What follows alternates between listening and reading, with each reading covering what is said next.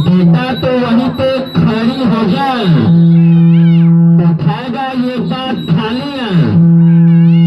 यहाँ भी बड़े बड़े देखने वाले भाई साहब बहन जी माता जी से लगा ले चक्कर। तेरी मेहनत को समझेंगे बेटा, तेरा खेल को देखते 20 रुपया 10 रुपये के नाम दे के जाएंगे। चलेगा भाई, हर भाई साहब बहन जी माता जी से गुंजा। बच्ची की मेहनत को देते तो 10 रुपया 20 रुपया इनाम जरूर